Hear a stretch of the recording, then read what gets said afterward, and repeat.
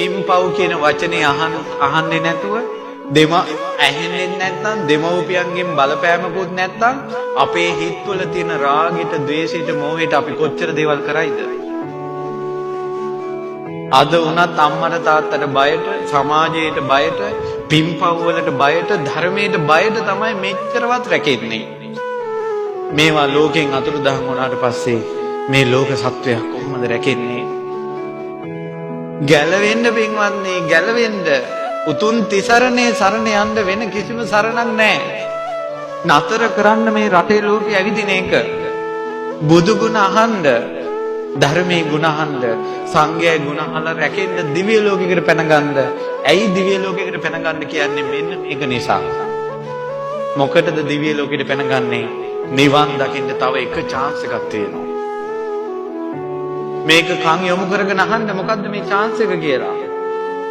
පින්වතුනි, බුදුරජාණන් වහන්සේ පිරිනිවන් පෑවට පස්සේ පරම්පරාවෙන් ඒ අරහත් පරපුර ඉවර වෙලා මේ ලෝකයේ සත්වයා ධාතුන් වහන්සේලාට වඳින අවසාන දවසක් නැති වුණාට පස්සේ, කියන්නේ ධාතුන් වහන්සේ නමකට වඳින අවසාන මිනිසයත් මැරුණාට පස්සේ මේ සියලු ධාතුන් වහන්සේලා එක තැනකට එකතු වෙනවා රුවන්වැලි මහ සෑයට.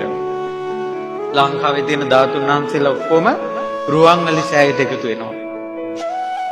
එකතු වෙලා ඒ ධාතුන් වහන්සේලා ඉරිදියෙන් වඩිනවා නාගදීපේ හරහා දඹදිව වජිරාසනයට. දඹදිවට වඩින්නේ ලංකාවට නෙමෙයි.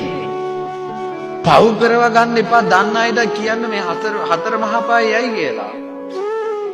දඹදිවටයි වඩින්නේ ධාතුන් වහන්සේලා. වැඩලා ඒ ධාතුන් වහන්සේලා බුදු සිරුරේ තිබ්බ තැනම පිහිටනවා.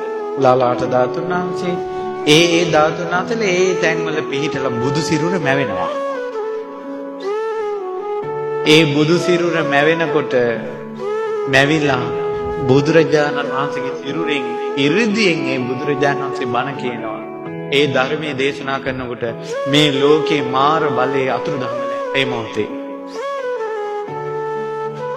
එතකොට ওই සිද්ධිය සියලු දෙවිවරු දකිනවා. භූමාට දෙවියන් දකිනවා, මිනිසුන් දකින්නේ නැහැ. ඇයි? දඹදිව වජිරාසනේ බුදුරජාණන් වහන්සේ බුදු වෙනකොට මිනිස්සු දැක්කද? කවුද දැක්කේ? දෙවිවරු දැක්කේ.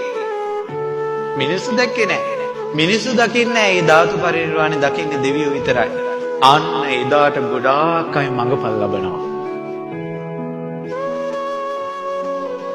එදාට ගොඩාක් බුදු ගුණ හිතා හිටපු අය, අනිත්‍ය සිහි කර හිටපු අය, බුද්ධ භූමියට වැඳ හිටපු අය, සෑයට බෝධියට වැඳ හිටපු අය, අවංකවම බුදුන් සරණ ගිය අය, අවංකවම ධර්මයේ සරණ ගිය අය, අවංකවම මේ සංඝයා සරණ ගිය අය, අවංකවම අඩුපාඩු හදාගෙන පන්සිල් රැකපු අයට එදාට ඒ chance එක ඒ තමයි අවසාන අවස්ථාව.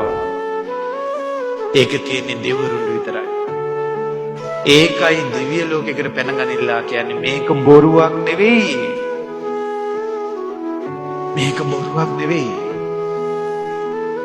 මේ ඊට පස්සේ මේ මහා පොළොව ගව් 7ක් වැඩෙනකල් ආයේ මෛත්‍රී බුදුරජාණන් වහන්සේ පහළ වෙන්නේ නැහැ.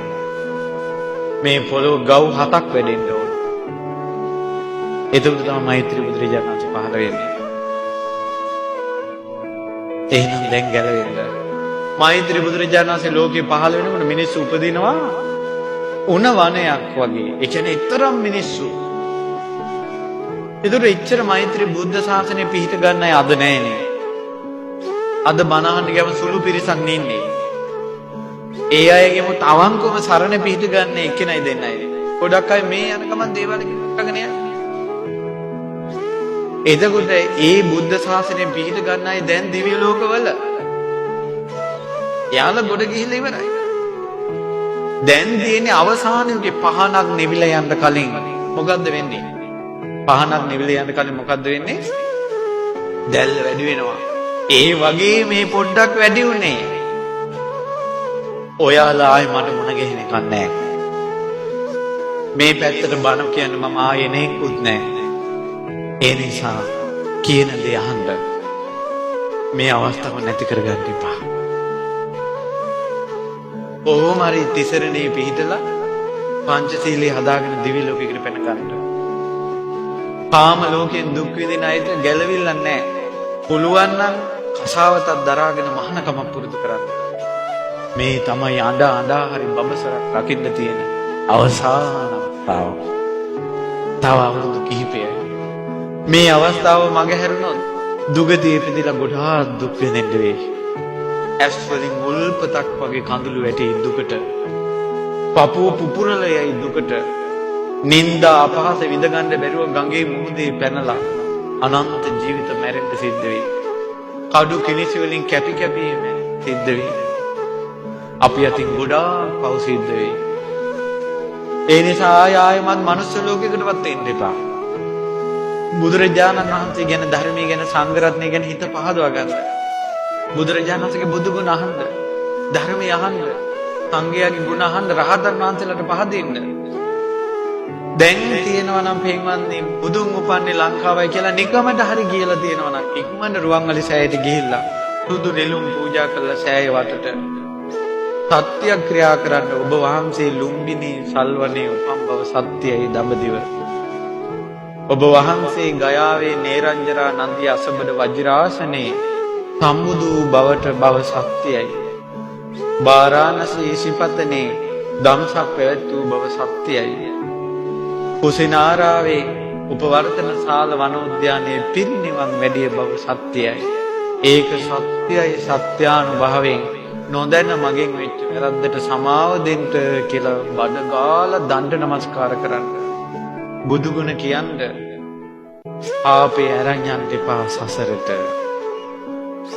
වැඩ වරද්දා ගන්න එපා. බුද්ධ භූමියක් ඇහැටවත් දකින්න එකක් නැහැ. බුදු සිරිපා තැබූ භූමියක වැලි ටිකක්වත් දකින්න ලැබෙන එකක් නැහැ. දැම්ම සමාව ගන්න කියවිලා තියෙනවා. රහතන් වහන්සේලා සරණ යන්න ධර්මයේ ගුණ කියන්න. අපි ඔච්චර පව් වලින් වැළකුනේ. අර පිටරට කෙල්ලෝ දරුවෝ තඹ කද්දින් අපි කන්නේ නැත්තේ ධර්මයේ නිසා. පිටරටවල මිනිස්සු එලි පිට පව් කරද්දී අපි පව් නොකරන්නේ ධර්මයේ නිසා. මේ එක තැන්වල අම්මා තාත්තා අඳුර ගන්න බැරුව ඉඳින් අපි අම්මා තාත්තා කියලා ගරු කරන්නේ ධර්මයේ නිසා. ඔයාලා මේ බිම ඉඳගෙන බණ අහන්නේ ධර්මයේ නිසා. ධර්මයක් නැත්තම් ඉවරයි. ධර්මයක් නැත්තම් ඉවරයි. තව වෙන පාපයක් යනනම් ඔන්න වලක්වා ගන්න. ඒ තමයි පින්වත්නි ජීවමාන බුදුරජාණන් වහන්සේ අපි දැක්කනම් ඒ වෙලාවට අපිට බුදුරජාණන් වහන්සේ දකින්න ඇස්වි. අත් දෙක සිරසේ තියාගෙන සාදු සාදු කියයි. රුවන්වැලි සෑයේ චෛත්‍ය බෝධිය වඳින්න ගිය රජවරු චෛත්‍ය දැක ගමන් ඔටුන්න බිම තිබ්බා. ආයුධ බිම තිබ්බා. සේවකයෝ ආයුධ පල්ලෙහාට දැම්මා. චෛත්‍ය බෝධිය දකිද්දී ශ්‍රද්ධාවන්ත යුගයේ අය ඒ ආයුධ බිමට දැම්මා. අද චෛත්‍ය බෝධිය දකිද්දී කොල්ලෝ ෆෝන් එක උස්සනවා. ඇත්තටම පව් සිද්ධ වෙනවා. ඇත්තටම පව් සිද්ධ වෙනවා. ඒව වෙලා තියෙනවා නම් ඒකත් සමව ගන්න ස්වාමීනි භාග්‍යවතුන් වහන්සේ නොදන්නා කමෙන් සිද්ධ වුණේ කියලා. ඔය කොල්ලෝ කෙල්ලෝ ජරාව වල් දේවල් බලන්නේ ෆෝන් එකෙන්. ඕකෙම ගහනවනේ තුන් ලෝකෙට අග්‍ර විරාගී බුදුරජාණන් වහන්සේගේ රූපේ ෆොටෝ එක සෑය බෝධියේ ෆොටෝ වීඩියෝ ගන්නවා. ඒකෙන්ම ඔච්චර පව් සිද්ධ වෙනවද? ෆෝන් වලට බුදු පිළිම දාගෙන පස්ස දා ගන්නවා. පස්ස පැද්දේ ෆෝන් එක. ඔච්චර පව් සිද්ධ වෙනවද? තුනුරුවන්ට අගෞරව කරන්න එපා. ගරු කරන්න. ඉතින් ඒ විදිහට ඔන්න දැන් මේ පින්වතුන්ට ක්‍රමයක් කියලා දුන්නා. තුනුරුවන් සරණේ පිහිටලා ශ්‍රද්ධා සීලී අඩුපාඩු හදාගන්න. කලින් වැරදිලා තියෙන්න පුළුවන් ඕනතරම්. ඔයාලා මිනි 1000ක් මැරුවේ නෑ අඟුලිමාල ගොඩ ගියානේ. ඔයාලා එච්චරම් වල්කම් කළේ නෑ සිරිමාව අම්බපාලි වගේ ගණිකාව ගොඩ ගියානේ. බොරු කිය හිටපු අන්‍ය ආගමික පරිබ්‍රාජකයෝ ගොඩ ගියානේ. බීලා හිටපු අය ගොඩ ගියානේ මේකෙන්. අඩුපාඩු හදාගන්න. පැරණි ඒවා මතක් වෙනකොට හිත හදාගන්න ඒවා දන්න කාලේ කලේ කියලා. ඔන්න කුණු ගෑවිච්ච වැරහැලි ඇඳුමක් ඇඳගෙන හිටපු කෙනෙකුට අලුත් ඇඳුමක් දෙනවා. ඒතර වැරහැලි ඇඳුම අයින් කරලා අලුත් ඇඳුම ලස්සන ඇඳුම ඇඳගෙන ඉන්නකොට මේක දුක් වුණොත් හරිද? මට කලින් තිබ්බේ පරණ ඇඳුමක් කියලා දුක් වුණොත් හරිද? ඒක හරි නෑ. එයා හිතන්න ඕනේ මට ලස්සන ඇඳුමක් තියෙනවා කියලා. මැරෙන්න කලින් අඩුපාඩු හදාගෙන එක දවසක් ජීවත් වීම ගැන සතුටු වෙන්න.